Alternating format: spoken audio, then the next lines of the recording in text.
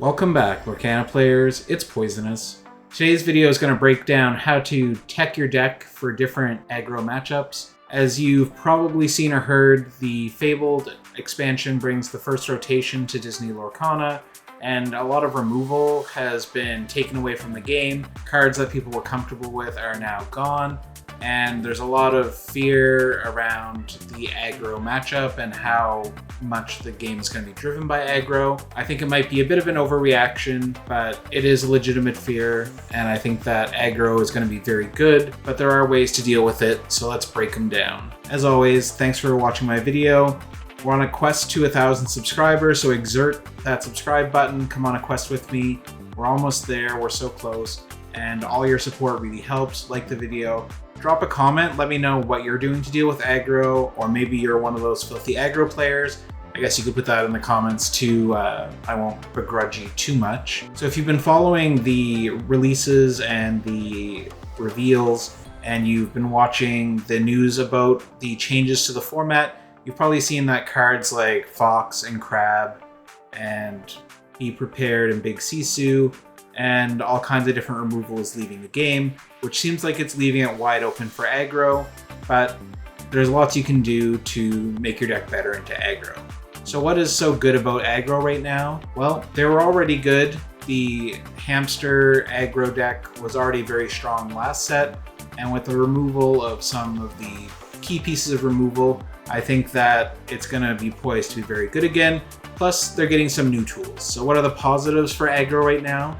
Well, they got the new Aurora, so she's a 1/2, and whenever she quests, you pay 1 less for your next princess or queen, which unlocks a really strong combo with Tiana Restaurant Owner, letting you play her on 2, and once she's exerted, she's going to be very tricky to remove for a lot of decks because there's a strength penalty for challenging unless you pay 3 ink, so you're basically forced to either pay ink to challenge or play a character, but you're not going to be able to do both if they can get her exerted. So it's a very strong combo. I wouldn't say it's game breaking or anything, but it is something to be aware of. Nala is a new steel 2-drop. She is a 0/2, and it says when this character has no damage, she gets +1 questing and resist 1. So the on damage resist thing is just like the power hamster. Something to keep in mind is that it can be pretty annoying to deal with. You can't really ping these characters down as easily. And of course, aggro still has cards like Daisy Duck and the Shift Rhino. Some of the downsides for aggro this set are that they're losing Piglet. So Piglet didn't get reprinted, and that was a very strong card, especially with Lady as an enabler. But the Nala kind of takes the place of the Piglet. However, the Nala is uninkable, and the Amber Steel aggro deck also loses access to Let the Storm Rage On, which was one of their 2 songs that they were running with Cinderella, and now she's gone. So they're not quite as strong as they were with their removal, so their tempo is not as good, but it's still going to be a tough deck to deal with. They're also losing Rapunzel, and that was one of their main ways to get card draw. It was Rapunzel and Doc, so that's kind of a hit for them. It's favorable for us because, you know, we want to be able to challenge them and not leave characters that get punished by the Rapunzel healing. So this is, you know, a positive for the anti-aggro crowd. So let's break down each of the ink colors and the cards that are useful for aggro. This is in no way an exhaustive list, and my challenge to you as a viewer is if you have other combos that I don't mention in this video or other cards that you think are good anti-aggro cards, then drop them in the comments, help everyone out, you know, share your ideas, and I'll respond to all your comments. If you come up with anything cool, I'll definitely let you know. One thing to keep in mind is that this video is focused on the early game, so like turns 1 to 4. So really heavy aggro decks, probably if you don't respond to them by like turn 3 and turn 4, are going to win the game anyway. So this talks about how we can deal with aggro in those opening turns. Obviously there's lots of, you know, big cards that remove characters and things that you can do if you have a lot of ink, but these are early game combos to help you deal with aggro. So let's start with Amethyst. Amethyst was previously really good into aggro because of Fox and Crab.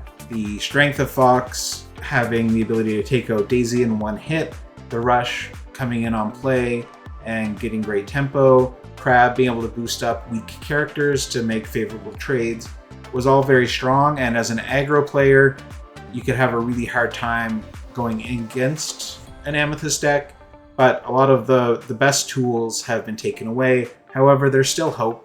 So these are 4 cards that I think are really good in Amethyst decks right now that you're going to see pop up in the meta for sure. First one is Royal Guard. So he's a 1-drop, and it says whenever you draw a card, this character gains Challenger +1. So functionally, he's a 2/2 because you always draw a card at the start of your turn. So by default, he's already got Challenger +1.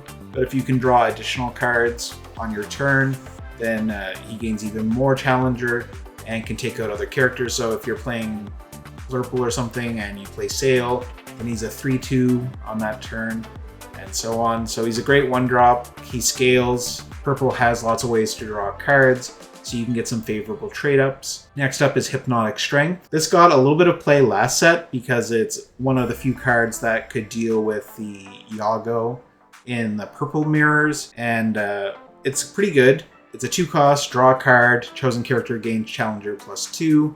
Obviously, you could pair this directly with Royal Guard. You play it on 1, you play Hypnotic Strength on 2, and it gains Challenger +2. So that's 3 Challenger, plus you drew a card at the start of your turn, and you drew a card for Hypnotic Strength. So it actually gets all the way up to 5 Strength when challenging. So that's enough to take out a Daisy on its own, which is pretty strong. Another card that we have access to, this is reprinted, was Poor Unfortunate Souls. This is a song. It says return chosen character, item, or location with cost 2 or less to the player's hand. So this is another way that we can deal with the aggro cards, is just bouncing them back to the opponent's hand and taking away some tempo.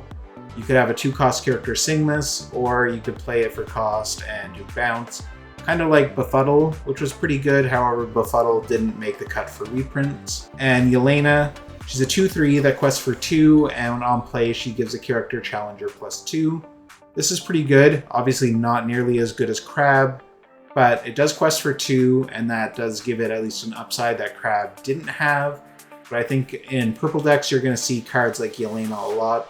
So we need good ways to do combat maneuvers and try and take out opposing characters, and she's a pretty good card. Once you have her established, then she's able to sing songs as well.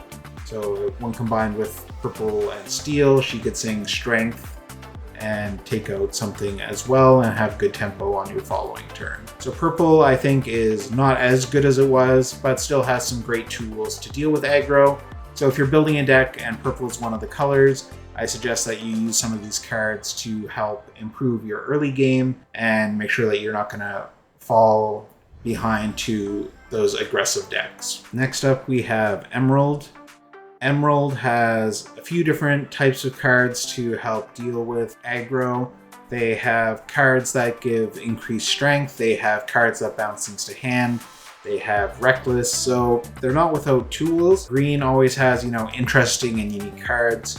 So let's take a look at a few. First up, we have Megara Pulling the Strings. So she's a 2/1, but when you play her, chosen character gets +2 strength this turn. So that means you can boost your 1-drop potentially and have it trade up. So if you play like a Captain Hook on 1 in a green steel deck, it's got Challenger 2, +2 strength, so it would do 5 damage, which is enough to take out a Daisy Duck on its own. They might not quest a Daisy Duck if you already have a Captain Hook set up, but if they're not thinking that you're going to be able to add strength, then you might be able to get away and sneak out, a good trade there. We have Wrong Lever. Obviously, Wrong Lever is designed to be paired with green-purple and using Pull the Lever so you can put something on the bottom of their deck.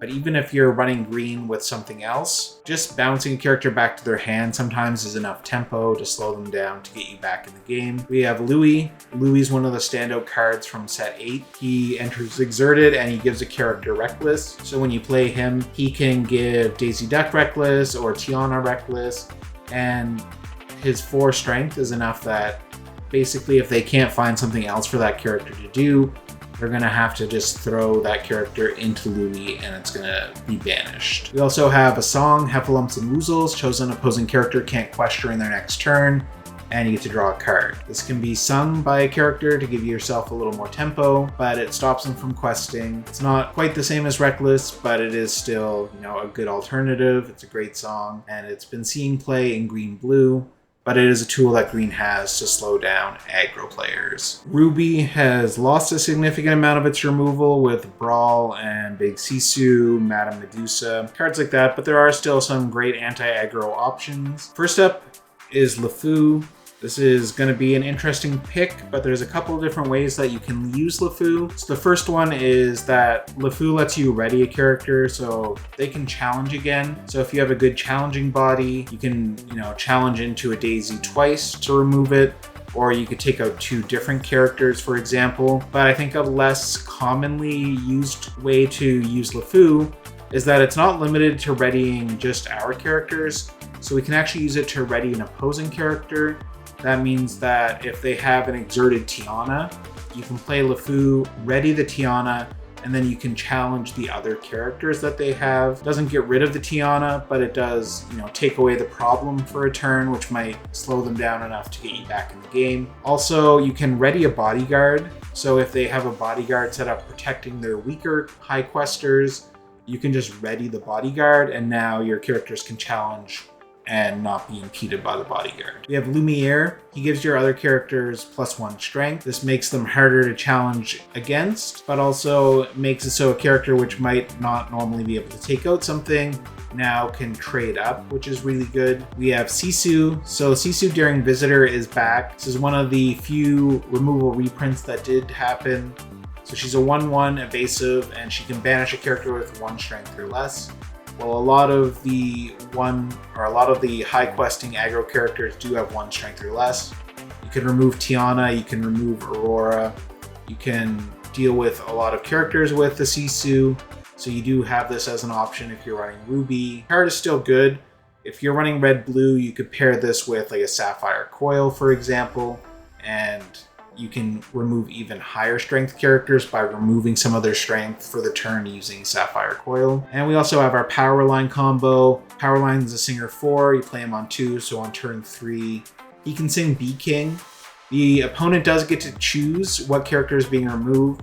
So if you have a way to challenge and get rid of another character to make their choice harder, you can do that, but removing anything is going to at least have the net effect of slowing them down. Steel has always been a great anti-aggro color because of the big bodies, the songs and damage-based removal that it has access to. So that's still true, although, important pieces like Along Came Zeus, Let the Storm Rage On, Grab Your Sword are gone, but we still have access to lots of tools. We have Fire the Cannons. It's a 1 cost on it, inkable action, does 2 damage. So if they set up the 1-drop Aurora, you can just play Fire the Cannons on your turn and take out the Aurora, and now they can't play the turn 2 Tiana. So easy way to shut that down. We now have access to Dump Truck. Dump Truck does 1 damage to a character on play, so it can take out like a Cursed Merfolk, can ping a character to take off 1 health and make it in range for something else that you're going to be challenging with. We have our Captain Hook, which was reprinted for set 8. This is a set 1 card. It's brought back in set 8, so it's going to be legal. And the character has Challenger +2, so it does 3 damage by itself, and is a great card to trade up with. We have Calhoun. Calhoun has resist 1, and you gain 2 lore when you banish a character with her. This is a threat that, really hangs over aggro because Calhoun gains us lore and removes a character. It provides really good tempo and really great ways to counter aggro. Mickey Mouse Standard Bearer is back, so he's reprinted in set 9, and when you play him, a character gains Challenger +2, so it's pretty nice on turn 2. You can boost your turn 1. You played a Captain Hook on 1 with the Mickey giving Challenger 2. The 5 strength that it'll have when challenging means that it can take out like a Daisy Duck, which is very good. We have our new card, Lilo, Best Explorer Ever. She gives all your characters Challenger +2 when you play her. So if you play a 1-drop and then a 2-drop, and then you play her on 3, your 1 and 2 drops both get a boost. So seems pretty good. I think you're going to see Lilo a lot. She's going to be one of the more popular rares from this set for sure. And we also have the Jafar from set 7. When you play him, character gains Challenger +2. He quests for 2. He's a 3/2, so he's got like a very good aggressive body and he's an aggressive quester. So you can also use him as another way to help deal with your early anti-aggro strategy. Some options you have to deal with aggro in Blurple are Royal Guard. I think that Blurple is one of the colors pairings that draws the most cards. So the Royal Guard makes a lot of sense here. Play it on turn 1 or turn 2 when combined with Sail, and you set up a nice body that can trade up, and it pairs well with Hypnotic Strength, pairs well with Sail the Azurite Sea. But if you have it later and you play a Finders Keepers and draw 3, well, that gives a total of Challenger 4 for the turn. So 5 strength can really trade up or take out an aggro character. We have a couple of different 5-cost cards now available to us. We have Ursula Voice Stealer and Elsa the Fifth Spirit. Both of them allow you to exert an opposing character. Elsa has Rush, which is obvious. She can go in and take something out. Ursula has an effect that says when you exert a character, you can play a song that costs equal to or less than that character did for free. So if you exert a 3-cost character, you could play Into the Unknown for free, targeting that character or another character, even one that costs more. It's just the song cost is based on the character that you exert. But even if you don't have a song, the fact that she exerts a character means that you can challenge into something, take it out. We have Into the Unknown, which is one of the best removal cards in the game at this point. It was probably underplayed a bit last set, but it's going to see a ton of play this set, no doubt. So it pairs well with the Ursula, but it's great on its own or sung by, a cheaper cost character like Yelena. And we also have access to Rush characters on 4. So here I put the Rafiki. He has Rush and he gains Challenger 4 on play. There's also Louisa, the 4/3 with Rush. So there's different options that you have, but I consider that part of the early game because you're ramping on 2, so you can play the Rafiki or you can play the Louisa on 3. And I did put the Elsa and Ursula because you play them on turn 4 and get in there with the Exert or the Rush and can kind of take things out. So I think that Blurple is pretty solid into aggro, and then they have a lot of stuff on the top end, so I expect that this deck will be pretty well-rounded this set. Green Red, or Christmas as some people call this deck, has a bunch of different ways that you can deal with early game characters. So one fun combo is with Card Soldiers and Dormouse. So Card Soldiers are a 1/2 that gains +2 strength if there's a damaged character on the board. Doesn't have to be your damaged character, it could be an opposing damaged character. So that pairs smartly with Dormouse. So if your opponent has a Daisy Duck and you have a Card Soldiers, when you play Dormouse, you put 1 damage on Daisy. Card Soldiers becomes a 3/2 and can then challenge and take out Daisy. And now Card Soldiers is damaged, so now the banished Daisy, which had the damage, is gone, but the Card Soldiers is damaged. So now you have the 3/2 character still, and the Dormouse puts a damage counter. So that also works around like the Hamster resist and then the new Nala's resist, because the damage counter is put on and ignores resist. For turn 2 in red-green, we also have access to Undermine. Undermine is a great card because it gives a character +2 strength, and it also forces your opponent to discard. So one of the things with aggro is that they tend to burn through their hand really quickly, and if you force them to discard, you're potentially taking away another threat that they'd be putting on the board, so it puts good pressure on their hand. From our new cards, we have our Power Line taking the stage. He's a 2-cost singer 4, so you play him on 2, and then on turn 3 he can sing Mother Knows Best or Be King and bounce or remove an opposing character. And then on turn 4, you can shift Power Line and sing Under the Sea and remove all the 2-cost characters to the bottom of the deck. 2 strength characters to the bottom of the opposing player's deck. But we also have a song that came out last set that didn't really see any play, but does have some interesting options here. It says sing together 8, return up to 2 characters with 3 strength or less to each of their player's hand. So you can use this to bounce a couple different characters off the board as well. So you have a couple different options here with the shift Power Line. I think that this combo could actually be pretty fun. I've seen a few different lists and I have one in my other video about red-green. I think that this is going to be a color pairing that we see more of in set 9. And I'm always excited when a new color pairing or new archetype starts to kind of rise up in the game. Next we have Purple Steel. This has been a very popular color combo for the last couple sets, and I think that Purple Steel might have some of the best, if not the best, anti-aggro cards. We have access to 1-drops like Captain Hook and Rafiki, so they both do 3 damage when challenging. We have Giant Cobra. The reason that I'm mentioning Giant Cobra is that it's a 4/4, so it's able to deal with the Daisy Duck on its own, or it's also a good body for Singing Strength for Raging Fire. But a big character like this can really get, a 1, 2, 3-for-1 possibilities when challenging. So I think that it's worth, mentioning that it's a really great anti-aggro card. Strength is a great tempo card. There's not a lot of removal songs anymore, but we still have access to this. So we play a 1-cost, 2-cost, 3-cost character, and then on turn 4, you're singing for, 3 or 4 damage on opposing characters and removing something that might not be exerted.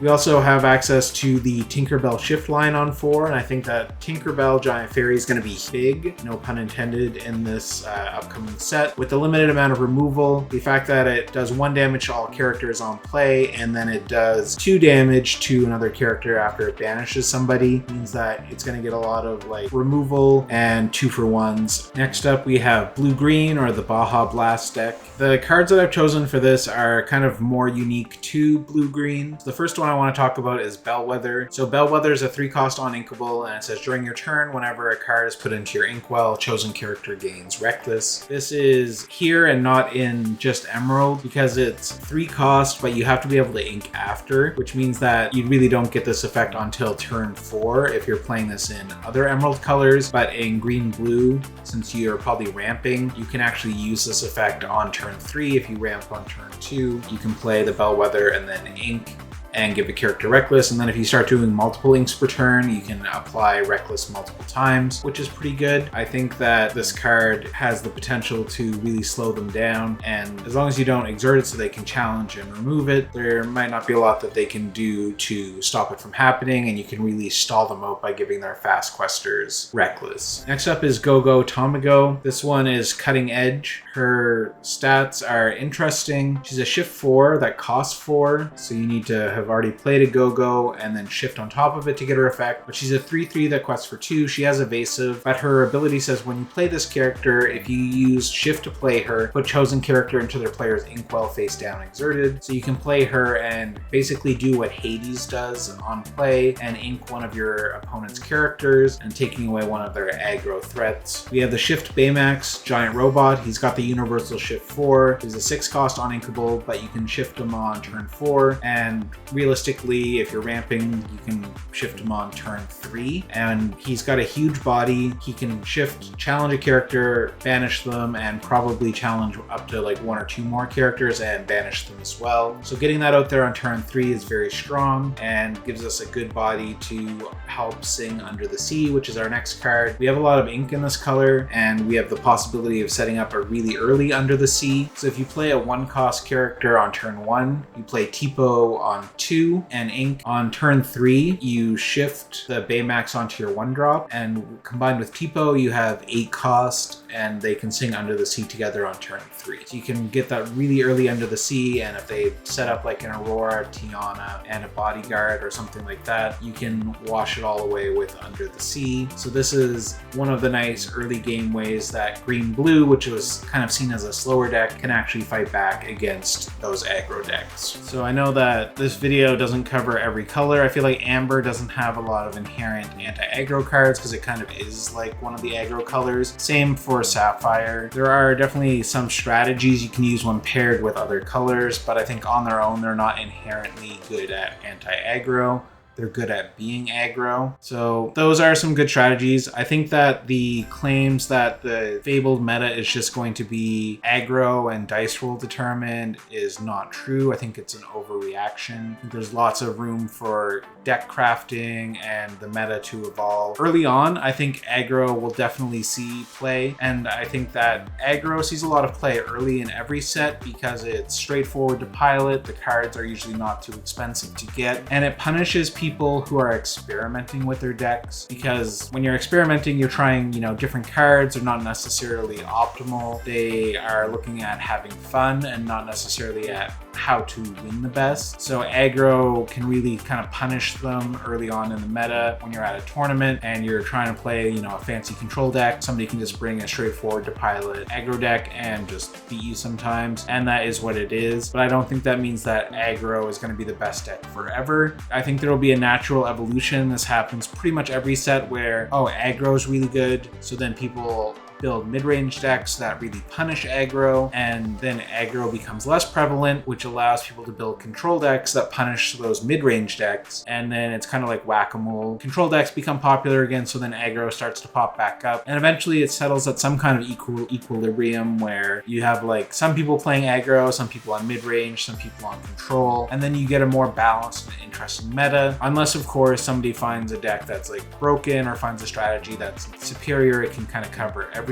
But then we've seen in the past that Ravensburger is perfectly willing to come in and ban cards or make changes if the meta becomes too lopsided towards one or two dominant decks. So I don't think that there should be a panic around aggro. I know that there kind of is a panic around aggro, but I don't think that it's as serious as people let on. If you read the comments and you go on Reddit and you see all these posts, everyone is very doom and gloom about the Fabled meta, but I am hopeful that we're going to see some new and interesting cards and strategies that weren't played before. I'm excited for things like red-green to, kind of pop off a bit. Red-steel probably has some possibilities now, and things will kind of work themselves out as we go.